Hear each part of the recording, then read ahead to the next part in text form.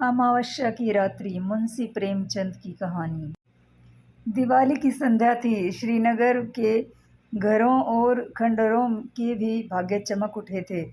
कस्बे के लड़के और लड़कियां श्वेत थालियों में दीपक लिए मंदिर की ओर जा रही थी। दीपों से उनके मुखारविंद प्रकाशमान थे। प्रत्येक ग्रह रोशनी से जगमगा रहा था। केवल पंडित देवदत्त का सतधारा भवन काली घटा के अंधकार से गंभीर और भयंकर रूप में खड़ा था। गंभीर इसलिए कि उसे अपनी उन्नति के दिन भूले न थे। भयंकर इसलिए कि यह जगमगाहट मानो उसे चिढ़ा रही थी। एक समय वह था जबकि ईर्ष्या भी उसे देख देख कर हाथ मलती थी, और एक समय यह है कि जबकि घृणा भी उस पर कटाक्ष करती है। द्वार पर द्वारपाल की जगह अब मदार और एरंड के वृक्ष खड़े थे। दीवान खाने में एक मतंग सांड अकड़ता था। घरों में जहाँ सुंदर रमणियाँ मनोहर संगीत गाती थी, वहाँ आज जंगली कबूतरों के मधुर स्वर सुनाई दे रहे थे। किसी अंग्रेज मदरसे के विद्यार्थी के आचरण की भांति उसकी जड़ें हिल गई थी, और उसकी दीवारें किसी विधवा स्त्री के हृदय की भांति विदीर्ण हो रही थी। पर समय वो को हम कुछ नहीं कह सकते। समय की निंदा व्यर्थ और भूल है। यह मूर्खता और अदूरदर्शिता का फल था। अमावस्या की रात्रि थी। प्रकाश से पराजित होकर मानो अंधकार ने उसी विशाल भवन में शरण ली थी। पंडित देवदत्त अपने अर्ध अंधकार वाले कमरे में मौन परंतु चिंता में निमग्न थे। आज 1 महीने से उनकी पत्नी गिरिजा की जिंदगी को निर्दय काल ने खिलवाड़ बना लिया था। पंडित जी दरिद्रता और दुख को भुगतने के लिए तैयार थे। भाग्य का भरोसा उन्हें धैर्य बांधता था, किंतु यह नई विपत्ति सहन शक्ति से बाहर थी। बेचारे दिन के दिन गिरजा के सिरहाने बैठे हुए उनके मुरझाए हुए मुख को देखकर कुढ़ते और रोते थे। गिरजा जब अपने जीवन से निराश होकर रोती तो वह उसे समझते, गिरजा रो मत, शीघ्र ही अच्छी हो जाओगी। पंडित देवदत्त के पूर्वजों का कारोबार बहुत विस्तृत था। वे लेन देन किया करते थे। अधिकतर उनके व्यवहार बड़े बड़े चकलेदारों और रजवाड़ों के साथ थे। उस समय ईमान इतना सस्ता नहीं बिकता था। सादे पत्रों पर लाखों की बातें हो जाती थी, मगर सन 57 ईस्वी के बलवे में कितनी ही रियासतों और राज्यों को मिटा दिया, और उनके साथ तिवारियों का यह अन्न धन पूर्ण परिवार भी मिट्टी में मिल गया। खजाना लूट गया। बही खाते पंसारियों के काम आए। जब कुछ शांति हुई, रियासतें फिर संभली, तो समय पलट चुका था। वचन लेख के अधीन हो रहा था, तथा लेख में भी सादे और रंगीन का भेद होने लगा था। जब देवदत्त ने होश संभाला तब उनके पास इस खंडर के अतिरिक्त और कोई संपत्ति न थी। अब निर्वाह के लिए कोई उपाय न था। कृषि में परिश्रम और कष्ट था। वाणिज्य के लिए धन और बुद्धि की आवश्यकता थी। विद्या भी ऐसी नहीं थी कि कहीं नौकरी करते परिवार की प्रतिष्ठा दान लेने में बाधक थी। अस्तु साल में 2-3 बार अपने पुराने व्यवहारियों के घर बिना बुलाए पाहुनों की भांति जाते और कुछ विदाई तथा मार्ग व्यय पाते, उसी पर गुजारा करते। पैतृक प्रतिष्ठा का चिन्ह यदि कुछ शेष था तो वह पुरानी चिट्ठी पत्रियों का ढेर तथा हुंडियों का पुलिंदा, जिनकी स्याही भी उनके मंदभाग्य की भांति फीकी पड़ गई थी। पंडित देवदत्त उन्हें प्राणों से भी अधिक प्रिय समझते। द्वितीया के दिन जब घर लक्ष्मी की पूजा होती तो पंडित जी ठाट बाट से इन पुलिंदों की पूजा करते। लक्ष्मी न सही, लक्ष्मी का स्मारक चिन्ह ही सही। दूज का दिन पंडित जी की प्रतिष्ठा की श्रद्धा का दिन था। इसे चाहे विडम्बना कहो चाहे मूर्खता, परंतु श्रीमान पंडित महाशय को उन पत्रों पर बड़ा अभिमान था। जब गांव में कोई विवाद छिड़ जाता तो यह सड़े गले कागजों की सेना ही बहुत काम कर जाती और प्रतिवादी शत्रु को हार माननी पड़ती। यदि 70 पीढ़ियों से शस्त्र की सूरत न देखने पर भी लोग क्षत्रिय होने का अभिमान करते हैं, तो पंडित देवदत्त भी उन लेखों पर अभिमान करना अनुचित नहीं कहा जा सकता, जिसमें 70 लाख रुपयों की रकम छिपी हुई थी। दो वह अमावस्या की रात्रि थी, किंतु दीपमालिका अपनी अल्प जीवनी समाप्त कर चुकी थी। चारों ओर जुआरियों के लिए यह शकुन की रात्रि थी, क्योंकि आज की हार साल भर की हार होती है। लक्ष्मी के आगमन की धूम थी। कोड़ियों पर अशर्फियाँ लुट रही थी। भट्टियों में शराब के बदले पानी बिक रहा था। पंडित देवदत्त के अतिरिक्त कस्बे में कोई ऐसा मनुष्य नहीं था जो कि दूसरों की कमाई समेटने की धुन में न हो। आज भोर से ही गिरजा की अवस्था शोचनीय थी। विषम ज्वर उसे एक एक क्षण में मूर्छित कर रहा था। एकाएक उसने चौंक कर आंखें खोली और अत्यंत क्षीण स्वर में कहा, आज तो दिवाली है। देवदत्त ऐसा निराश हो रहा था कि गिरिजा को चैतन्य देखकर भी उसे आनंद नहीं हुआ। बोला, हाँ आज दिवाली है। गिरिजा ने आंसू भरी दृष्टि से इधर उधर देखकर कहा, हमारे घर में क्या दीपक न जलेंगे? देवदत्त फूट फूट कर रोने लगा। गिरिजा ने फिर उसी स्वर में कहा, देखो आज बरस भर के दिन भी घर अंधेरा रह गया। मुझे उठा दो, मैं भी अपने घर दिए जलाऊंगी। ये बातें देवदत्त के हृदय को चुभी जाती थी। मनुष्य की अंतिम घड़ी लालसाओं और भावनाओं में व्यतीत होती है। इस नगर में लाला शंकरदास अच्छे प्रसिद्ध वैद्य थे। अपने प्राण संजीवन औषधालय में दवाइयों के स्थान पर छापने का प्रेस रखे हुए थे। दवाइयाँ कम बनती थी, इश्तिहार अधिक प्रकाशित होते थे। वे कहा करते थे कि बीमारी केवल रईसों का ढकोसला है और पॉलिटिकल इकोनॉमी के राजनीति अर्थशास्त्र के अनुसार इस विलास पदार्थ से जितना अधिक संभव हो टैक्स लेना चाहिए। यदि कोई निर्धन है तो हो, यदि कोई मरता है तो मरे। उसे क्या अधिकार है कि बीमार पड़े और मुफ्त में दवा कराए? भारतवर्ष में यह भारतवर्ष में यह दशा अधिकतर मुफ्त दवा कराने से हुई है। इसने मनुष्य को असावधान और बलहीन बना दिया है। देवदत्त महीने भर नित्य उनके निकट दवा लेने आता था, परंतु वैद्य जी कभी उसकी ओर इतना ध्यान नहीं देते थे कि वह अपनी शोचनीय दशा प्रकट कर सके। वैद्य जी के हृदय के कोमल भाग तक पहुंचने के लिए देवदत्त ने बहुत कुछ हाथ पैर चलाए।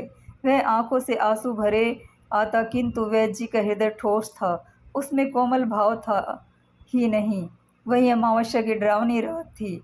गगन मंडल में तारे आधी रात के बीतने पर और भी अधिक प्रकाशित हो रहे थे, मानो श्रीनगर की बुझी हुई दिवाली पर कटाक्ष युक्त आनंद के साथ मुस्कुरा रहे थे। देवदत्त बेचैनी की दिशा में गिरिजा के सिरहाने से उठे और वैद्य जी के मकान की ओर चले। वे जानते थे कि लाला जी बिना फीस लिए कदापि नहीं आएंगे, किंतु हताश होने पर भी आशा पीछा नहीं छोड़ती। देवदत्त कदम आगे बढ़ाते चले गए थे। हकीम जी उस समय अपने रामबाण बिंदु का विज्ञापन लिखने में व्यस्त थे। उस विज्ञापन की भावप्रद भाषा तथा आकर्षण शक्ति देखकर कह नहीं सकते थे कि वैद्य शिरोमणि थे या सुलेखक विद्याविरिधि। पाठक, आप उनके उर्दू विज्ञापन का साक्षात दर्शन कर लें। नाजरीन, आप जानते हैं कि मैं कौन हूँ। आपका जर्ज चेहरा, आपका तने लागिर, आपका जरा सी मेहनत में बेदम हो जाना, आपका लज्जा दुनिया में महरूम रहना, आपका खाना तरीकी, यह सब इस सवाल का नफ़ी में जवाब देते थे। सुनिए, मैं कौन हूँ? मैं वह शख्स हूँ जिसने इमराज इंसानी को पर्दे दुनिया से गायब कर देने का बीड़ा उठाया है, जिसने इश्तियाज़बाज जाफरेश गुंदुमुनुमा बने हुए हकीमों को बेखबर व बुन से खोद कर दुनिया को पाक कर देने का अज़्म वित जज़्म कर लिया है। वह हैरत अंगेज इंसान ज़ईफ़ुल बयान हूँ जो नाशाद को दिलशाद, नामुराद को बामुराद, भगोड़े को दिलेर, गीदड़ को शेर बनाता है। और यह किसी जादू नहीं, मंत्र से नहीं, वह मेरी ईजाद करदा अमृत बिंदु से अदना करिश्मे हैं। अमृत बिंदु क्या है? इसे कुछ मैं नहीं जानता हूँ। महर्षि अगस्त ने धन्वंतरी के कानों में इसका नुस्खा बताया था। जिस वक्त आप बीपी पार्सल खोलेंगे, आप पर उसकी हकीकत रोशन हो जाएगी। यह आबोहयात है, यह मर्दानगी का जौहर, फरजागनी का अक्सीर अक्त, अकल का मुरब्बा और जेहन का शकील है। अगर वर्षों की मुशायराबाजी ने भी आपको शायर नहीं बनाया, अगर शबे रोज़ के रंटत पर भी आप इम्तिहान में कामयाब नहीं हो सके, अगर दलालों की खुशामद और मुवक्किलों की नाजरबादारी के बावजूद भी आप अहाते अदालत में भूखे कुत्ते की तरह चक्कर लगाते फिरते हैं, अगर आप गला फाड़ फाड़ चीखने, मेज पर हाथ पैर पटकने पर भी अपनी तकदीर से कोई असर पैदा नहीं कर सकते, तो आप अमृत बिंदु का इस्तेमाल कीजिए। इसका सबसे बड़ा फ़ायदा, जो पहले ही दिन मालूम हो जाएगा, यह है कि आपकी आंखें खुल जाएंगी और आप फिर कभी इश्तहारबाज हकीमों के दाम फरेब में न फंसेंगे। वैद्य जी इस विज्ञापन को समाप्त कर उच्च स्वर से पढ़ रहे थे कि उसके नेत्रों में उचित अभिमान और आशा झलक रही थी कि इतने में देवदत्त ने बाहर से आवाज़ दी। वैद्य जी बहुत खुश हुए। रात के समय उनकी फीस दुगनी थी। लालटेन लिए बाहर निकले तो देवदत्त रोता हुआ उसके पैरों से लिपट गया और बोला, वैद्य जी, इस समय मुझ पर दया कीजिए। गिरिजा अब कोई शायद की पाहुनी है, आप ही उसे बचा सकते हैं। यो तो मेरे भाग्य में जो लिखा है वही होगा, किंतु इस समय तनिक चलकर आप देख लें तो मेरे दिल की दाह मिट जाएगा। मुझे धैर्य हो जाएगा कि उसके लिए मुझसे जो कुछ हो सकता था मैंने किया। परमात्मा जानता है कि मैं इस योग्य नहीं हूँ कि आपकी कुछ सेवा कर सकूँ, किंतु जब तक जीऊँगा आपका यश गाऊँगा और आपके इशारों पर गुलाम भी बना रहूँगा। हकीम जी को पहले कुछ तरस आया, किंतु वह जुगनू की तरह चमक थी जो शीघ्र ही स्वार्थ के विशाल अंधकार में विलीन हो गई। वहीं अमावस्या की रात्रि थी। वृक्षों पर सन्नाटा छा गया था। जीतने वाले अपने बच्चों की नींद से जगा कर इनाम देते थे। हारने वाले अपने रुष्ट और क्रोधित स्त्रियों से क्षमा के लिए प्रार्थना कर रहे थे। इतने में घंटी के लगातार शब्द वायु और अंधकार को चीरते हुए कान में आने लगे। उनकी सुहावनी ध्वनि इस निस्तब्ध अवस्था में अत्यंत भली प्रतीत होती थी। यह शब्द समीप हो गए और अंत में पंडित देवदत्त के समीप आकर उस खंडर में डूब गए। पंडित जी उस समय निराशा के अथाह समुद्र में गोते खा रहे थे। शोक में इस योग्य भी नहीं थे कि प्राणों से भी अधिक प्यारी गिरिजा की दवा दर्पण कर सके। क्या करे, इस निष्ठुर वैद्य को यहाँ कैसे लाए? जालिम, मैं सारी उम्र तेरी गुलामी करता, तेरे इश्तिहार छापता, तेरी दवाइयाँ कूटता। आज पंडित जी को यह ज्ञात हुआ है कि 70 लाख की चिट्ठियाँ पत्रियाँ इतनी कौड़ियों के मोल भी नहीं। पैतृक प्रतिष्ठा का अहंकार आंखों से दूर हो गया। उन्होंने उस मखमली थैले से संदूक से बाहर निकाला और उन चिट्ठी पत्रियों को, जो बाप दादाओं की कमाई का शेषांग थी और प्रतिष्ठा की भांति जिनकी रक्षा की जाती थी, एक एक करके दिया को अर्पण करने लगे। जिस तरह सुख और आनंद से पालिश शरीर चिंता की भेंट हो जाती है, उसी प्रकार वह कागजी पुतलियाँ भी उस प्रज्वलित दिया के धधकते हुए मुंह का ग्रास बनती थी। इतने में किसी ने बाहर से पंडित जी को पुकारा। उन्होंने चौंक कर सिर उठाया। वे नींद से अंधेरे में टटोलते हुए दरवाजे तक आए। देखा कि कई आदमी हाथ में मशाल लिए हुए खड़े हैं और एक हाथी अपने सूंड से उस एरंड के वृक्षों को उखाड़ रहा है जो द्वारपाल की भांति खड़े थे। हाथी पर एक सुंदर युवक बैठा है जिसके सिर पर केसरिया रंग की रेशमी पाग है। माथे पर अंचंद्राकार चंदन भाले की तरह तनी हुई नोकदार मूछें, मुखावरण से प्रभाव और प्रकाश टपकता हुआ कोई सरदार मालूम पड़ता था। उसका कलीदार अंगरखा और चुनावदार पैजामा, कमर में लटकती हुई तलवार और गर्दन में सुनहरे कंठे और जंजीर उसके सजीले शरीर पर अत्यंत शोभा पा रहे थे। पंडित जी को देखते ही उसने रकाब पर पैर रखा और नीचे उतरकर उसकी वंदना की। उसके इस विनीत भाव से कुछ लज्जित होकर पंडित जी बोले, आपका आगमन कहाँ से हुआ है? नवयुवक ने बड़े नम्र शब्दों में जवाब दिया। उसके चेहरे से भलमाना साहत बरसती थी। मैं आपका पुराना सेवक हूँ। दास का घर राजनगर है। मैं वहाँ का जागीरदार हूँ। मेरे पूर्वजों पर आपके पूर्वजों ने बड़े अनुग्रह किए हैं। मेरी इस समय जो कुछ प्रतिष्ठा तथा संपदा है, सब आपके पूर्वजों की कृपा और दया पर परिणाम है। मैंने अपने अनेक स्वजनों से आपका नाम सुना था और मुझे बहुत दिनों से आपके दर्शनों की आकांक्षा थी। आज वह सुअवसर भी मिल गया। अब मेरा जन्म सफल हुआ। पंडित देवदत्त की आंखों में आंसू भर आए। पैतृक प्रतिष्ठा का अभिमान उसके हृदय का कोमल भाग था। वह दीनता जो उसके मुख पर छाई हुई थी, थोड़ी देर के लिए विदा हो गई।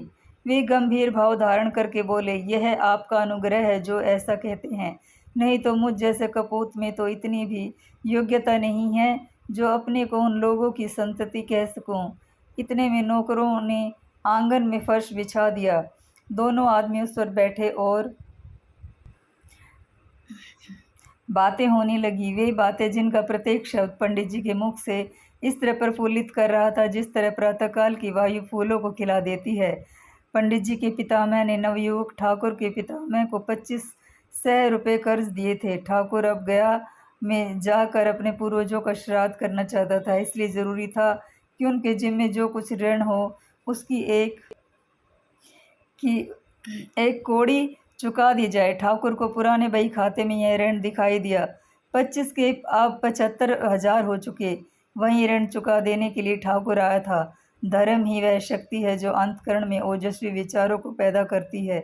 हाँ, इस विचार को कार्य में लाने के लिए पवित्र और बलवान आत्मा की आवश्यकता है, नहीं तो वे ही विचार क्रूर और पापमय हो जाते हैं। अंत में ठाकुर ने कहा, आपके पास तो वे चिट्ठियाँ होंगी। देवदत्त का दिल बैठ गया। वे संभल कर बोले, संभवतः हो, कुछ कह नहीं सकते। ठाकुर ने लापरवाही से कहा, ढूंढिए, यदि मिल जाएं तो हम लेते जाएंगे। पंडित देवदत्त उठे, लेकिन हृदय ठंडा हो रहा था। शंका होने लगी कि कहीं भाग्य हरे बाग न दिखा रहा हो। कौन जाने वह पुर्जा जल कर राख हो गया या नहीं। यदि न मिला तो रुपये कौन देता। शौक की दूध का प्याला सामने आकर हाथ से छूट जाता है। हे भगवान, वह पत्री मिल जाए। हमने अनेक कष्ट पाए हैं, अब हम पर दया करो। इस प्रकार आशा और निराशा की दिशा में देवदत्त भीतर गए और दिया के टिमटिमाते हुए प्रकाश से बचे हुए पत्रों को उलट पलट कर देखने लगे। वे उछाल पड़े और उमंग से भरे हुए पागलों की भांति आनंद की अवस्था में 2-3 बार कूदे। तब दौड़कर गिरजा को गले से लगा लिया और बोले, प्यारी, यदि ईश्वर ने चाहा तो तू अब बच जाएगी। उन्मत्ता में उन्हें एकदम यह नहीं जान पड़ा कि गिरजा अब नहीं है, केवल उसकी लौथ है। देवदत्त ने पत्री को उठा लिया और द्वार तक वे इसी तेजी से आए मानो पाँव में पर लग गए, परंतु यहाँ उन्होंने अपने को रोका और हृदय में आनंद की उमड़ती हुई तरंग को रोक कर कहा, यह लीजिए, वह पत्री मिल गई। संयोग की बात है, नहीं तो 70 लाख के कागज दीमकों के आहार बन गए। अस्मृति स्वतः में कभी कभी संदेह बाधा डालता है। जब ठाकुर ने उस पत्री को लेने को हाथ बढ़ाया तो देवदत्त को संदेह हुआ कि कहीं वह उसे फाड़ कर फेंक न दे। यद्यपि यह संदेह निरर्थक था, किंतु मनुष्य कमजोरियों का पुतला है। ठाकुर ने उसके मन के भाव को ताड़ लिया। उसने बेपरवाही से पत्री को लिया और मशाल के प्रकाश में देखकर कहा, अब मुझे विश्वास हुआ। यह लीजिए, आपका रुपया आपके समक्ष है। आशीर्वाद दीजिए कि मेरे पूर्वजों की मुक्ति हो जाए। यह कहकर उसने अपनी कमर से एक थैला निकाला और उसमें से 1,000 के 75 नोट निकाल कर देवदत्त को दे दिए। पंडित जी का हृदय बड़े वेग से धधक रहा था। नाड़ी तीव्र गति से कूद रही थी। उन्होंने चारों ओर चौकन्नी दृष्टि से देखा कि कहीं कोई दूसरा तो नहीं खड़ा है, और तब कांपते हुए हाथों से नोटों को ले लिया। अपनी उच्चता प्रकट करने की व्यर्थ चेष्टा में उन्होंने नोटों की गणना भी नहीं की, केवल उड़ती हुई दृष्टि से देखकर उन्हें समेटा और जेब में डाल लिया।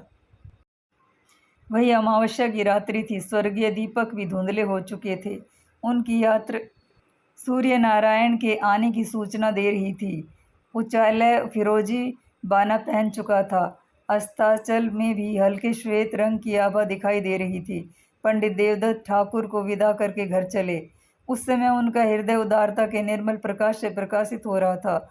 कोई प्रार्थी उस समय उसके घर से निराश नहीं जा सकता था। सत्यनारायण की कथा धूमधाम से सुनाने का निश्चय हो चुका था। गिरजा के लिए कपड़े और गहने के विचार ठीक हो गए। अंतपुर में ही उन्होंने शालिग्राम के सन्मुख मानसा वाचा कर्मणा सिर झुकाया और तब शेष चिट्ठी पत्रियों को समेट कर उसी मखमली थैले में रख दिया। किंतु अब उनका यह विचार नहीं था कि संभवतः उन मुर्दों में भी कोई जीवित हो उठे, वरन जीविका से निश्चित हो। अब वे पैतृक प्रतिष्ठा पर अभिमान कर रहे थे। उस समय वे धैर्य और उत्साह के नशे में मस्त थे। बस अब मुझे ज़िंदगी में अधिक संपदा की ज़रूरत नहीं। ईश्वर ने मुझे इतना दे दिया है कि इसमें मेरी और गिरजा की ज़िंदगी आनंद से कट जाएगी। उन्हें क्या खबर थी कि गिरजा की जिंदगी पहले ही कट चुकी है। उनके दिल में यह विचार गुदगुदा रहा था कि जिस समय गिरजा इस आनंद समाचार को सुनेगी उस समय अवश्य उठ बैठेगी। चिंता और कष्ट ने भी उनकी ऐसी दुर्गति बना दी है जिसे भरपेट कभी रोटी नसीब न हुई। जो कभी नैराश्य, धैर्य और निर्धनता के हृदय विरंद बंधक से मुक्त न हुई, उसकी दशा इसके सिवा और हो ही क्या सकती है। ये सोचते हुए वे गिरजा के पास गए और आहिस्ता से हिलाकर बोले, गिरजा आंखें खोलो, देखो ईश्वर ने तुम्हारी विनती सुन ली और हमारे ऊपर दया की। कैसी तबीयत है? किंतु जब गिरता तनिक भी न मिस की तब उन्होंने चादर उठा दी और उसके मुंह की ओर देखा। हृदय से एक करुणात्मक ठंडी आह निकली। वे वहीं सिर थाम कर बैठ गए। आंखों से शोणित की बूंदें सी टपक पड़ी। आह, यह संपदा इतने महंगे मूल्यों पर मिली है। क्या परमात्मा के दरबार में मुझे इस प्यारी जान का मूल्य दिया है? ईश्वर, तुम खूब न्याय करते हो। मुझे गिरजा की आवश्यकता है, रुपयों की आवश्यकता नहीं। यह सौदा बड़ा महंगा है। अमावस्या की अंधेरी रात गिरजा के अंधकार में जीवन की भांति समाप्त हो चुकी थी। खेतों में हल चलाने वाले किसान ऊंचे और सुहावने स्वर से गा रहे थे। सर्दी से कांपते हुए बच्चे सूर्य देवता से बाहर निकलने की प्रार्थना कर रहे थे। पनघट पर गांव की अलबेली स्त्रियां जमा हो गई थी, पानी भरने के लिए नहीं, हंसने के लिए। कोई घड़े को कुएं में डाले हुए अपनी पोपली सास की नकल कर रही थी, कोई खंभों से चिपटी हुई अपनी सहेली से मुस्कुराकर प्रेम रहस्य की बातें करती थी। बूढ़ी स्त्रियां पोतों को गोद में लिए अपनी बहुओं को कोस रही थी। घंटे भर हुए अब तक कुएं से नहीं लौटी, किंतु राजवैद्य लाला शंकर दास अभी तक मीठी नींद ले रहे थे। खांसते हुए बच्चे और कराहते हुए बूढ़े उनके औषधाल के द्वार पर जमा हो चले थे। इस भीड़ भड़क से कुछ दूर पर 2-3 सुंदर किंतु मुरझाए हुए नवयुवक टहल रहे थे और वैद्य जी से एकांत में कुछ बातें करना चाहते थे। इतने में पंडित देवदत्त नंगे सिर, नंगे बदन, लाल आंखें, डरावनी सूरत, कागज पर एक पुलिंदा लिए दौड़ते हुए आए और औषधालय के द्वार पर इतने जोर से हाँक लगाने लगे कि वैद्य जी चौंक पड़े और कहार कर पुकार कर बोले कि दरवाज़ा खोल दे। कहार महात्मा बड़ी रात गए किसी बिरादरी की पंचायत से लौटे थे। उन्हें दीर्घ निद्रा का रोग था जो वैद्य जी के लगातार भाषण और फटकार की औषधियों से भी कम न होता था। आप बैठते हुए उठे और किवाड़ खोलकर हुक्का चिलम की चिंता में आग ढूंढने चले गए। हकीम जी उठने की चेष्टा कर रहे थे कि सहसा देवदत्त उनके सन्मुख जाकर खड़े हो गए और नोटों का परिंदा उनके सामने पटक कर बोले, वैद्य जी, ये 75,000 के नोट हैं। यह आपका पुरस्कार और आपकी फीस है। आप चलकर गिरजा को देख लीजिए और ऐसा कुछ कीजिए कि वह केवल एक बार आंखें खोल दे। और यह उनकी एक दृष्टि पर न्यौछावर है, केवल एक दृष्टि पर। आपको रुपए मनुष्य की जान से प्यारे हैं, वे आपके समक्ष हैं। मुझे गिरजा की एक चितवन की इन रुपयों से कई गुना प्यारी है। वैद्य जी ने लज्जा में सहानुभूति से देवदत्त की ओर देखा और केवल इतना ही कहा कि मुझे अत्यंत शौक है, सदैव के लिए तुम्हारा अपराधी हूँ, किंतु तुमने मुझे शिक्षा दे दी कि ईश्वर ने चाहा तो ऐसी भूल कदापि ना होगी। मुझे शौक है, सचमुच है। ये बातें वैद्य जी के अंतकरण से निकली थी। दोस्तों, ये कहानी आपको कैसे लगी कमेंट बॉक्स में लिखकर ज़रूर बताएं। धन्यवाद, शुक्रिया दोस्तों।